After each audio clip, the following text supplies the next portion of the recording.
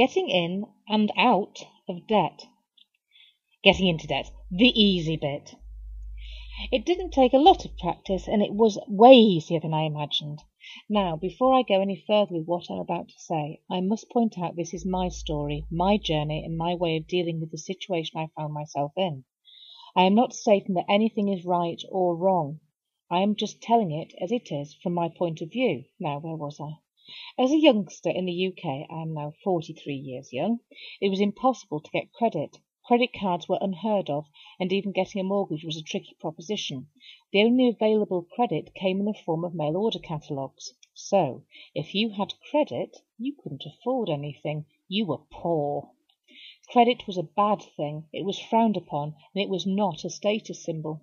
If you wanted something, you either saved for it or went without. It was the British way. Tighten your belt, stiff upper lip, and all that. The point is, something has gone slightly astray over the past 30 years or so. I'm not saying that something evil has happened and we are victims of a global conspiracy. There is nothing wrong with making money or owning anything. We just seem to have skipped a few chapters and want everything now. Forget the waiting, forget the hard work, and forget the saving. We've become a generation of instant gratification junkies, and we are handing the same traits down to our children. This isn't to say that I got these traits from my parents, far from it. My parents strived hard to become successful and still save to this day. What I got from my parents was their spending power, their ability to go out and purchase the best, whenever they wanted to. I didn't see the hard work and saving, just the ease at which they could go out and get whatever they wanted. Obviously, I'm not alone, or banks and credit card companies would not be the successful, vibrant entities that they are today. I don't know why our parents forgot to hand down the skills of saving. Maybe they didn't forget. Maybe we just forgot to listen. Too busy staring at all the shiny things for sale. We've walked wide-eyed into the bright lights of the marketers, who haven't stopped offering us everything that we could ever want or desire.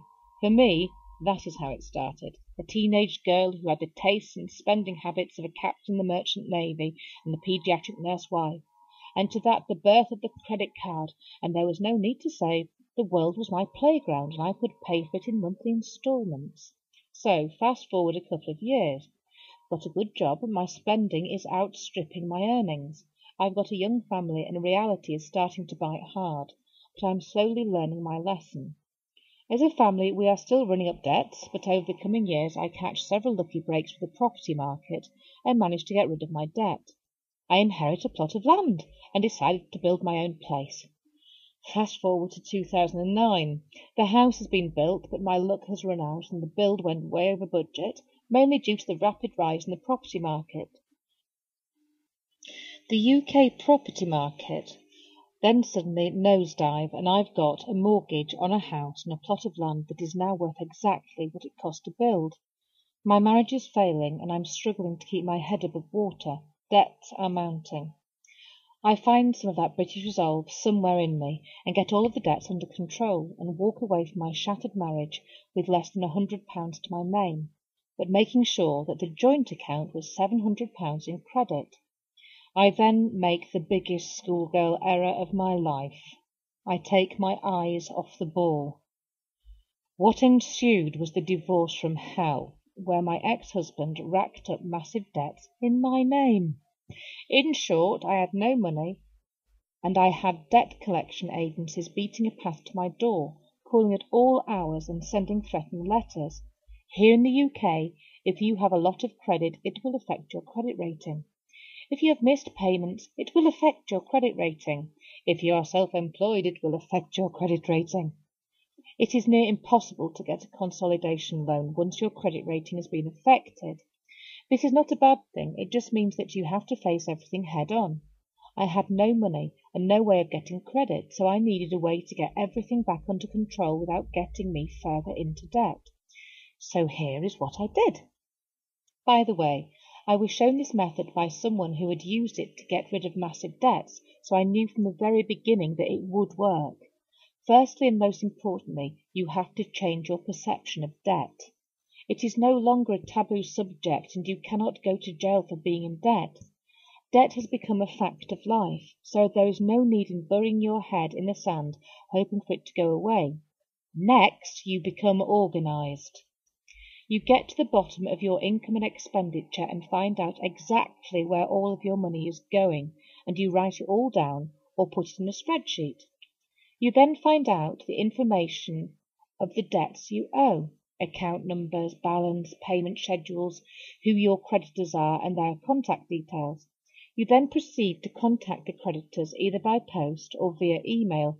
Never, never, never contact them over the phone unless it's to make a general inquiries about your account and who to contact. Your financial situation is set down in writing along with your payment plan, and it is not open for discussion or debate. You also request from that time forward that all communication between you and your creditors and their agencies is by post only.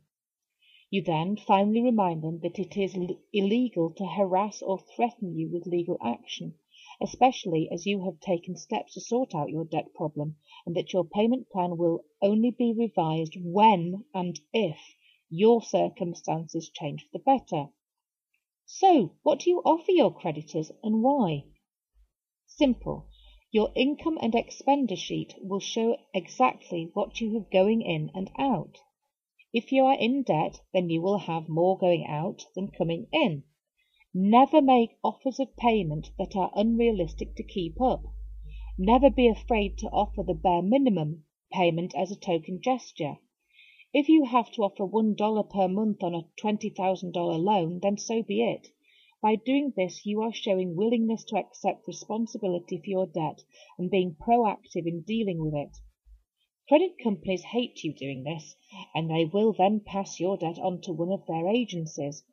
You repeat the same process with their agencies. Remember this one point. If you have been proactive in dealing with your debt, the credit company or their agency has to comply with your plan. No court in the world will ever make you pay monies that you cannot afford. It will rarely go to court. If it does, you just send the same papers to the court, and the creditor will begrudgingly leave you alone, as long as you maintain the payment schedule that you laid out. If you ever do mess up, just repeat the same process and lower your payments. Credit companies can only force repossession on you if you have not dealt with your debt. They do this by going to court and proving that you are ignoring them.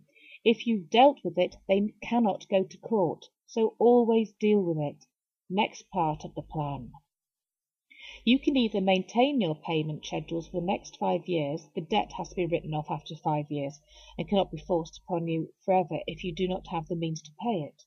Or you can set about paying off one debt at a time by making cost-cutting part of your new lifestyle and by using the spare money you were spending on the debts to focus on each debt, one at a time. Another point to note, as you've told your creditors of your financial situation, you can also request that the interest be stopped on your debt. As the debt is going to be passed on to one of their agencies, sold on, the interest will stop, and it has to stop by law because your original contract was with the credit company and not their agency. As each debt is repaid, you can apply to your credit reference scoring agency to have that debt removed from your record. This then builds up your credit score again, should you want to do so. Personally, we live free of credit and have returned to the old ways of saving for things that we want. One final note.